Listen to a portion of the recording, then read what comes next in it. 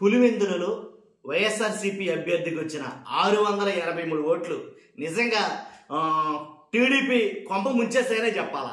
ఆ 683 ఓట్ల వల్ల టీడీపీ పరువు పోయిందేమో అని అయితే చెప్పాలి. ఎందుకంటే రాష్ట్రం మొత్తం గెలిచిన అభ్యర్థి ఓట్లన్నీ అని ఎవరు మాట్లాడుకోవడం వాస్తవానికి వైసీపీకి వచ్చిన 683 ఓట్ల గురించే మాట్లాడుకున్నారేమో అని నాకు అనిపించింది. ఒక్కసారి వివరాల్లోకి వెళ్లే ముందు నాది రిక్వెస్ట్ ఉంది. ఈ 683 ఓట్లు కాదంటో తేల్చేద్దాం ఖచ్చితంగా. ఫస్ట్ అయితే కనుక లైక్ చేయండి.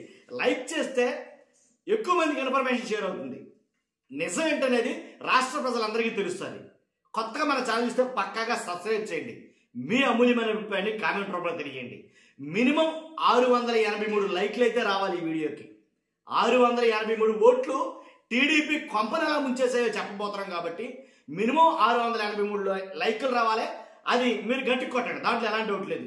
కాబట్టి వైఎస్ఆర్సీపీ అభ్యర్థి మీద లతారెడ్డి గారికి వచ్చిన ఓట్లు ఒకసారి చూస్తే కనుక వచ్చిన ఓట్లు ఏంటంటే కనుక 6753 మారెడ్డి లతారెడ్డి గారికి వచ్చిన ఓట్లు 6735 ఓట్లు.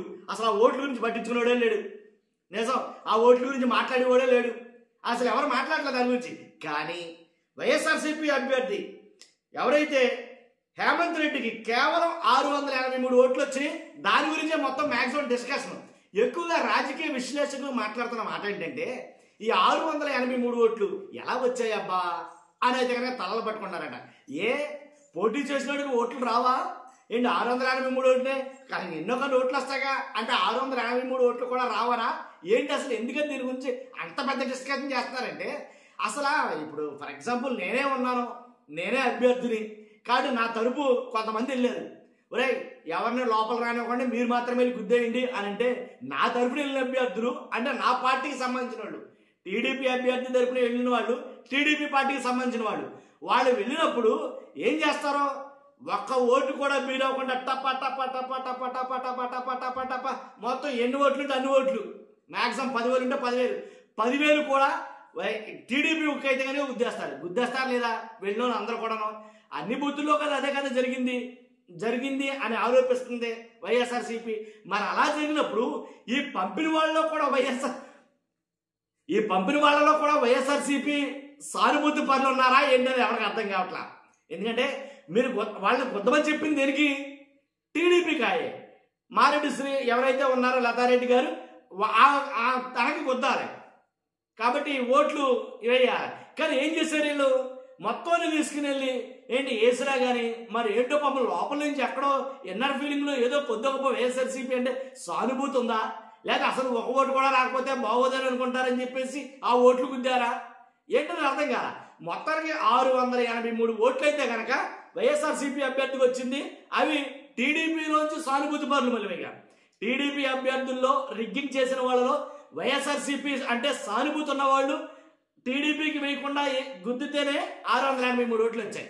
కానీ నిష్పక్షపాతంగా నిజాయితీగా నిక్కచ్చిగా ఎన్నికలు అంటే పోలింగ్ సరళి ఎలా ఉండాలో అలాగే జరిగితే కనుక ప్రజాస్వామ్యబద్ధంగా ఈ ఎన్నికలు జరుగుంటే కనుక ఖచ్చితంగా 683 6,000కి ఒకవేళ లేదు అసలు టీడీపీ అంటే విపరీతమైన భక్తి భావంతో లేదా టీడీపీ అంటే అభిమానంతో అక్కడ ప్రజలందరూ ఉన్నారు, ఓటర్లందరూ కూడా టీడీపీ అంటే విభత్సమైనటువంటి ఇదితో ఉన్నారు అని అనుకున్నా సరే కనీసం వెళ్ళలేదన్నా 6,000 ఉన్న 10,000 ఓట్లలో 4,000 వైఎస్ఆర్సీపీకి వస్తాయేమో లేదా 6,000 అన్నా టీడీపీకి రావాలా. కానీ చెరుకు ఏదో 100 ఓట్ల తేడాతో ఓడిపోవడం అంటూ జరగాల లేదా 50 ఓట్ల తేడాతో ఓడిపోవడం జరగాల. ఎక్కడ 6,700 చిల్లరే ఎక్కడ 683 అది అసలు సంబంధమే లేదు కదా. 6,735 ఓట్లు వచ్చినాయి. మరి ఈ వచ్చిన ఏదైతే 683 ఓట్ల సంబంధం లేదు కదా. ఆ ఊరు ప్రజల్లో చాలా మంది ఇప్పుడు మాట్లాడుతున్న మాటలు ఏంటంటే ఛాలెంజ్ చేస్తున్నారు. కొంతమంది కొన్ని ఊళ్ళలో ప్రజలు ఛాలెంజ్ చేసి మరి చెప్తున్నారు లోకేష్ గారికి ఏమన్నా ఉంటే గనక దమ్ము ధైర్యం ఉంటే గనక అన్నట్టుగా ఛాలెంజ్ అని విసురుతున్నారు. ఎందుకని అడగరా ఈసారి మళ్ళీ పోలింగ్ పెట్టండి. చాలా బాగా జరిగినాయి, అసలు ప్రశాంతంగా జరిగినాయి ఎన్నికలు, ప్రశాంతమైన వాతావరణంలో జరిగిన ఎన్నికలు ప్రజాస్వామ్యబద్ధంగా ఇన్నేళ్ల తర్వాత నేను ఓటేశానని మీరు రాసుకునేసుకున్న స్లిప్పులతోటి కొన్ని ప్రజాస్వామ్యబద్ధంగా జరిగినాయి చెప్తున్నారు కదా. అలా జరుగుంటే కనుక ఈ ఓట్లు మీ కాదు, అసలు ఈ ఓట్లు మీ కాదు. కావాలంటే అలా జరిపించి చూడండి, ఎన్నికలు పెట్టి చూడండి, ఇప్పుడు ఏం జరుగుతుందో అర్థమవుద్ది. డిపాజిట్లు కూడా రావు టీడీపీ అభ్యర్థికి అని వాళ్ళు ఛాలెంజ్ విసిరి మరీ చెప్తున్నారు.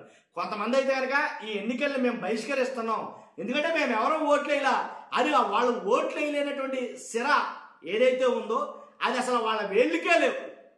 అలా ఒక్కడో ఇద్దరని అనుకోలేదు, కొన్ని వందల వేల మంది చాలా మందికి ఓట్ల వేలి మీద సిరా గుర్తులు లేవు. అంటే వాళ్ళు ఎవరు కూడా ఓట్లేలా, అసలు వాళ్ళు ఎవరు కూడా ఓట్లేదు. కాబట్టే వాళ్ళు ఛాలెంజ్ చేస్తున్నారు మరి ప్రభుత్వానికి, అధికారంలో ఉన్న ప్రభుత్వానికి ఛాలెంజ్ చేస్తున్నారు. అది గొప్ప విషయం. ఏంటంటే మేము ఓటు వేయలా, ప్రజాస్వామ్యబద్ధంగా జరిగిందని మీరు అంటున్నారు కాబట్టి పెట్టి చూడండి అలాగా ప్రజాస్వామ్యబద్ధంగా.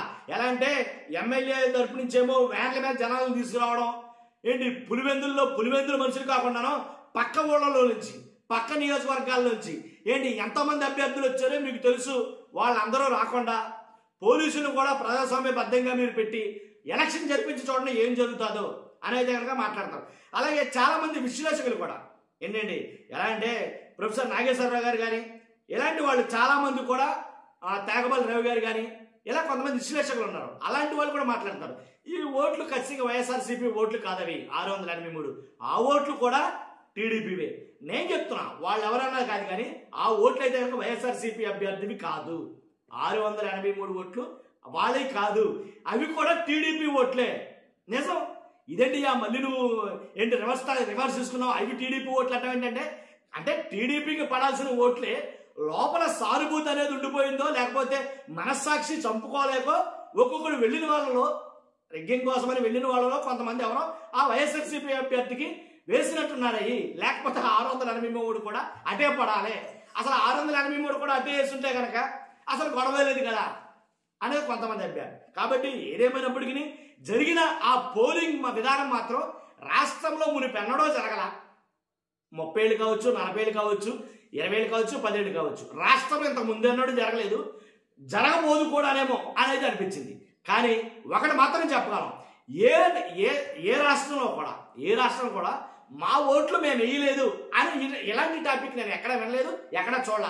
పైగా రోడ్ల మీదకి వచ్చి తండోపతండాలుగా రోడ్ల మీదకి వచ్చి ఆ గ్రామాల్లో ప్రజలు మా ఓట్లు మేము వేయలేదు, కావాలంటే ప్రత్యక్షంగా సాక్ష్యాలు ఉన్నాయి చూసుకోండి, మా వేళ్ల మీద సిరా చుక్కలు లేవు, మీరు ఏదైతే వేస్తారో ఆ చుక్కలు లేవు కాబట్టి మీరు క్రాస్ చెక్ చేసుకోండి అనేది అడుగుతున్నారు. లేదంటే పోలింగ్ బూతుల్లో ఏదైతే సీసీ కెమెరాలు పెట్టారో అప్పుడే చెక్ చేసుకోండి అని పబ్లిక్ గా ప్రభుత్వానికి సవాళ్ళు ఛాలెంజ్లు ఇసిరే పరిస్థితి నేను ఎప్పుడు చూడాలి అదైతే నేను చెప్పాను.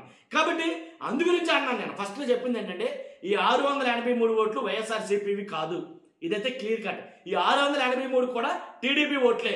కాబట్టి ఆ ఖాతాలో పడాల్సిన ఓట్లే. నేను చెప్పాను కదా ఎలా జరుగుంటుందని. కాబట్టి అది ఇంకోటి ఏంటంటే సోషల్ మీడియాలో దీని మీద ఎక్కువగా రచ్చ జరుగుతుంది. ఏమని భారీ ఎత్తున దొంగ ఓట్లు పోలయ్యాయని, రిగ్గింగ్ జరిగిందని, పోలీసుల అండతోనే టీడీపీ గెలిచిందని చాలా మంది నెట్టచెన్లు మాత్రం మండిపడుతున్నారు. ఈ విషయంలో ఎలాంటి డౌట్ లేదు. పులివెందుల్లో వైఎస్ఆర్సీపీకి 683 ఓట్లు రావడమే ఇందుకు నిదర్శనమే పేర్కొన్నారు. చెప్పనుగా వీళ్ళ పుట్టు ముంచేసింది. అంటే గెలిచాం అన్న సంతోషం లేకుండా చేసింది ఈ 683 ఓట్లు. నిజంగా వాళ్ళు ఎవరో తెలుసుకుని వాళ్ళకి దండయాలి. ఎందుకని అన్నానంటే అసలు ఈ 683 ఓట్లు రాకుండా ఉంటే కనుక వేరేలా ఉండు. మొత్తానికి వన్ సైడ్ అయిపోయింది, మొత్తం ప్రజలందరూ ఒకే సైడ్ గుద్దేశారు అని అనుకోవచ్చు. ఎప్పుడైతే 683 వచ్చిందో, ఎప్పుడైతే జరిగిందో ఈ ఫిగర్ ఎప్పుడైతే బయటకు వచ్చిందో వెంటనే టీడీపీ ఇరకాటలో పడ్డట్టు అయింది, కాబట్టి రిస్క్ లో పడ్డట్టు అయింది. కొంప ముంచేసినీరా ఈ 683 ఓట్లు, ఇవి వచ్చి మన బరువు కాస్త తీసేసినీరా అనే పరిస్థితులకు తీసుకెళ్ళి ఈ 683 ఓట్లు. కానీ నిజంగా కంటి మీద కురుగు లేకుండా చేసిందేమో అభ్యర్థులకి 683 ఓట్లు. కాబట్టి అసలు తన అనుకున్న వాళ్ళు వేస్తేనే కనీసం 4-5 ఓట్లు వస్తాయి. దాంట్లో ఎలాంటి ఓట్లు లేదు. బాగా వ్యత్యాసంగా చాలా హోరాహోరీ టైట్ ఫైట్ జరిగిందిరా పులివెందుల్లో అని అనుకుంటే ఒక 50 ఓట్లు 100 ఓట్ల మార్జిన్ తోటి ఎవరో ఒక అభ్యర్థి గెలుస్తారు. నా అంచనా ప్రకారం అయితే కనుక 50-100 అంతకు మించి మార్జినే ఉండదు. కానీ అంత తక్కువ మార్జిన్ తోటి గెలవాల్సిన ఓటమి ఇలా గెలవాల్సిన ఆ ఎన్నికలు ఎలా జరిగేసరికి సెంటిమిల్లర్తో సైతం చెప్పేస్తున్నాడు. ఇదంతా అస్సామని. బట్ అదండి విషయం. జరిగింది అది. మీ అభిప్రాయంలో ఖచ్చితంగా కామెంట్ రూపంలో తెలియజేయండి. ఫస్ట్ అయితే లైక్ చేయండి. లైక్ చేస్తే నాకు మోటివేషన్ కూడా ఎక్కువ మందికి ఇన్ఫర్మేషన్ షేర్ అవుతుంది. కొత్తగా మన ఛానల్స్తో పక్కాగా సబ్స్క్రైబ్ చేయండి. Thank you very much.